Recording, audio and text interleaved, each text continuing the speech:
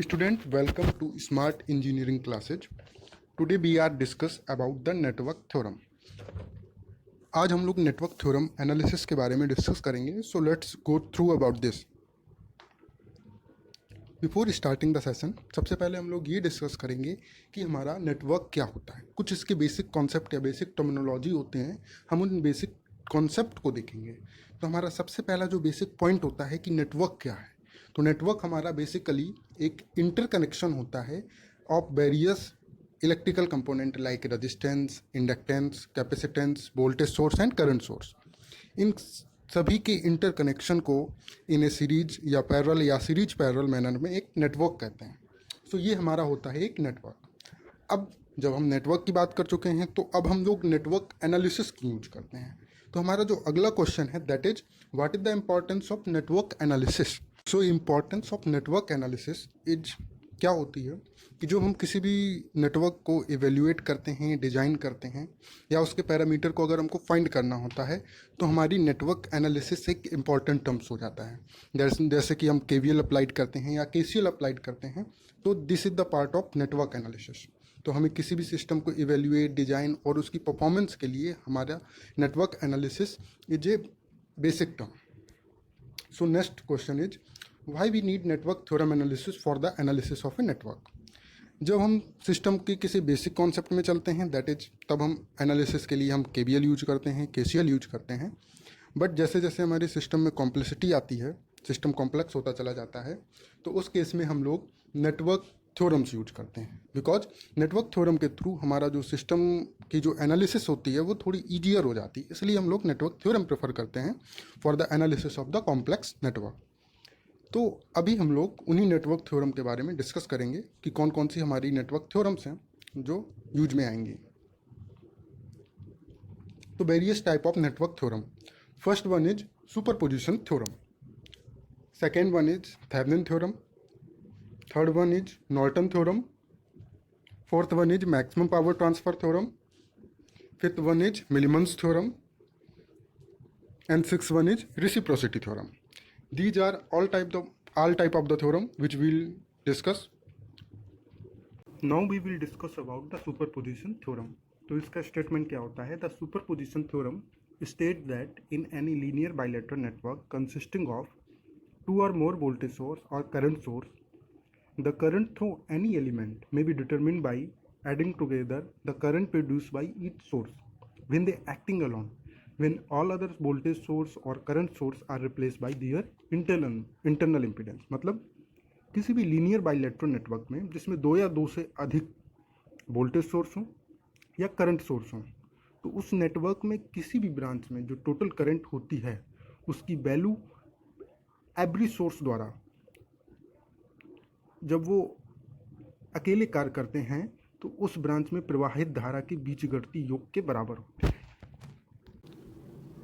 और कंडीशंस क्या होती है कि when all the independent source, और जितने भी इंडिपेंडेंट सोर्स हों अदर देन जो चूजन वोल्टेज सोर्स है, वो रिप्लेस किए जाएं बाय देयर इंटरनल इम्पीडेंस.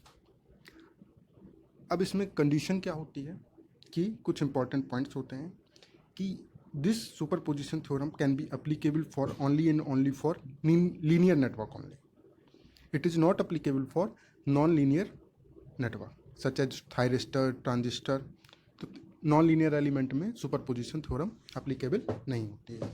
और दूसरा पॉइंट भी हमारा यही कहता है कि it can be use, since मैंने बताया कि ये लीनियर एलिमेंट में यूज होती है, सो इसका यूज हम कर सकते हैं करंट की कैलकुलेशन में, वोल्टेज की कैलकुलेशन में, but it can not be use for power calculation. क्योंकि ये नॉन लीनियर एलिमेंट में यूज नहीं होती है, इसलिए पावर कैलकुलेशन में यूज नहीं होगी, क्योंकि पावर एक नॉन लीनियर टर्म आता है.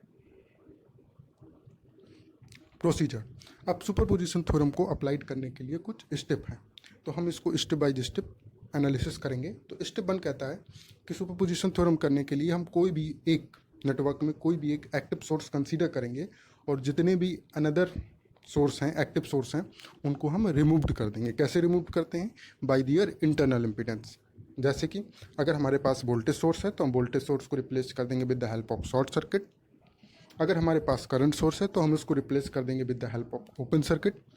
और अगर हमारे पास कोई भी डिपेंडेंट सोर्स है, कोई भी पैसिव एलिमेंट है, तो उसको हम कोई भी चेंज नहीं करेंगे, उसको एज इट इज रख के रहने देंगे। दिस इज अवर स्टेप 1 कि हमको कोई भी एक एक्टिव सोर्स चूज करना है और जितने भी हमारे अनदर सोर्स हैं उनको हमको रिमूव कर देना है by their internal impedance. Now move to step 2।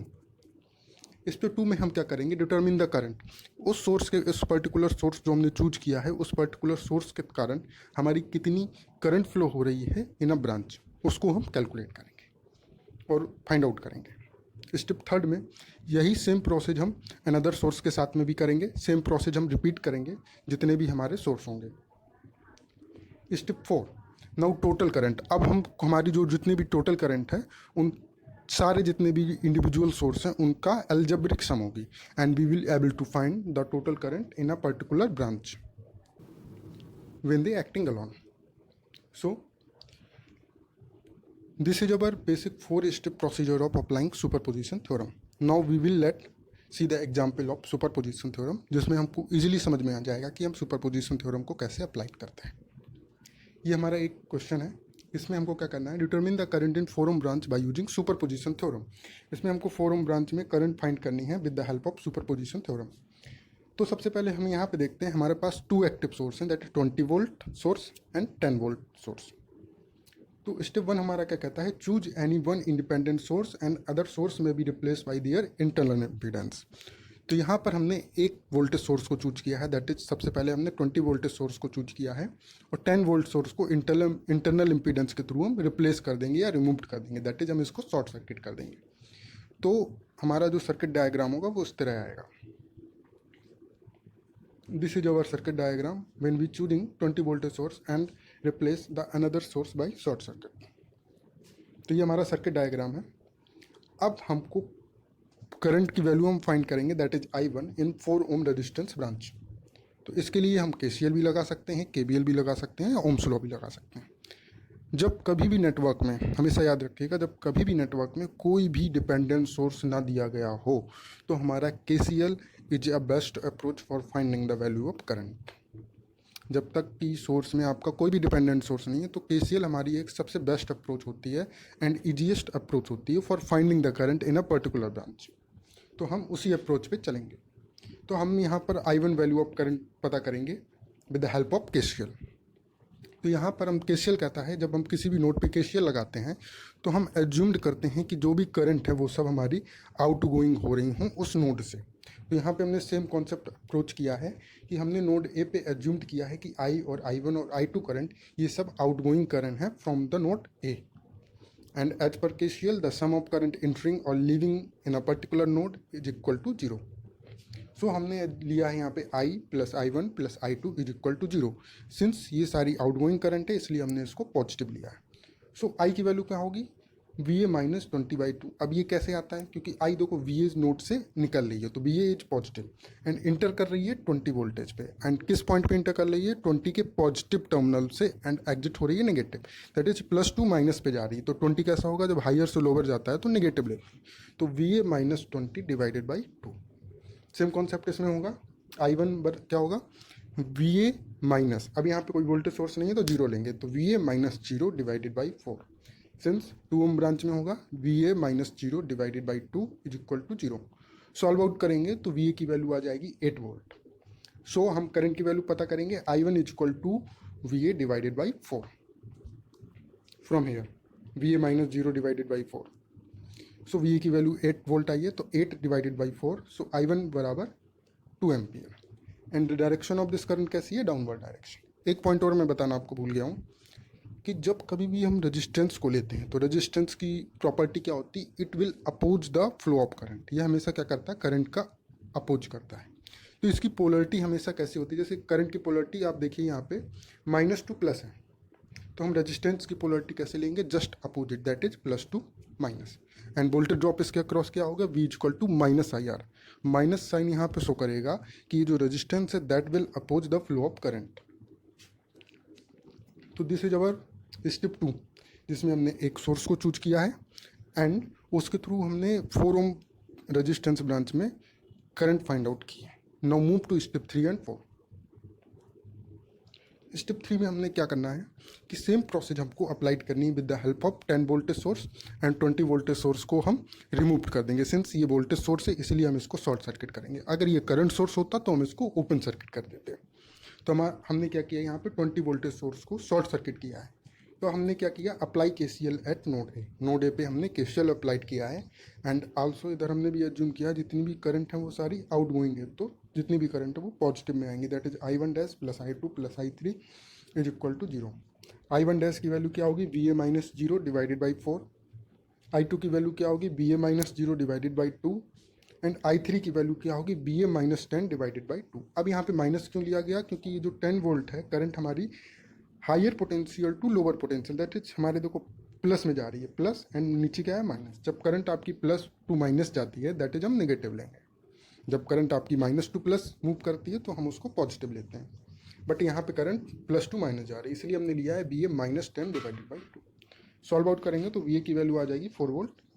तो I1 बराबर क्या हो जाएगा, VA divided by 4 that is 4 divided by 4 is equal to 1 ampere. And direction of this current is also downward. हम एल्जेब्रिक क्यों लेते हैं, अगर मान लो हमारी दोनों करंट की डायरेक्शन डाउनवर्ड है तो हम ऐड कर देंगे, अगर एक की डाउनवर्ड है दूसरे की अपवर्ड है तो हम उनको सब्ट्रैक्ट करना पड़ेगा। तो now step 4, now total current at 4 ohm branch resistance क्या होगा, is the algebraic sum of the current cause by each EMF source acting along. That is I equivalent क्या होगा, I1 का फेजर सम प्लस I2 का phasor sum. दोनों direction कैसी है, downward है, तो दोनों ऐड हो जाएगी। That is 2 ampere plus 1 ampere. So I equivalent is equal to 3 ampere. तो this is basic example of the superposition theorem जो हमने डिस्कस किया। अब हम इसमें और क्वेश्चन की कुछ प्रैक्टिस करेंगे जो हम नेक्स्ट सेशन में लाएंगे। And also we will discuss about in next session about the Thevenin theorem. So we ready.